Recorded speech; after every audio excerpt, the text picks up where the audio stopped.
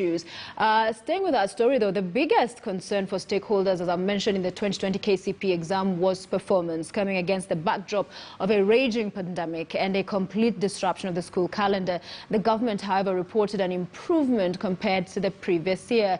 So did the government have to standardize the process in a bid to cushion learners? Well, Akisa Wandera interrogates that for us.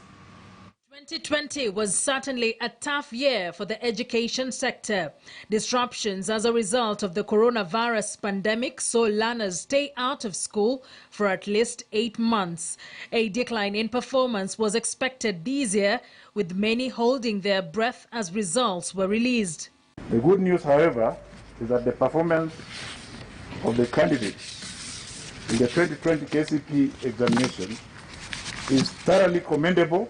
A majority of students could not access online learning, this leading to calls for leniency and moderation of results by sector players.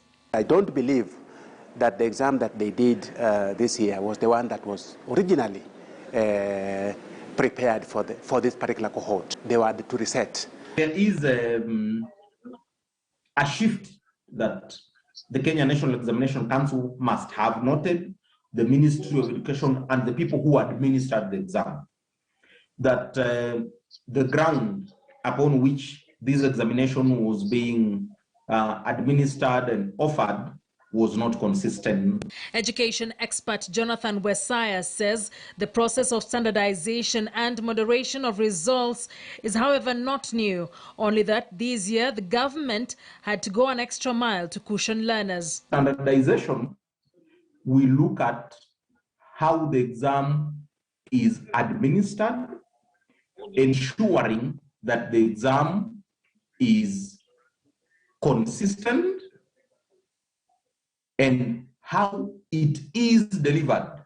On moderation, what we usually look for is that the mark that is given to the candidate must be fair, it must be valid and reliable. According to education policy expert Andiwo Obondo, there are various instances when examiners consider moderation of results.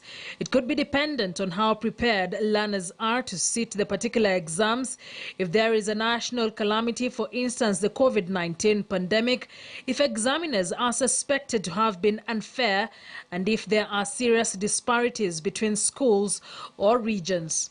It's not every year that the ground rules for examination, marking, and the attendance procedures are the same. Usually, they change. Education Cabinet Secretary Professor George Magoha has assured that all the 1,179,192 candidates whose results were released today will be admitted to secondary schools under the government's 100% transition. Akisa Wandera, KTN News.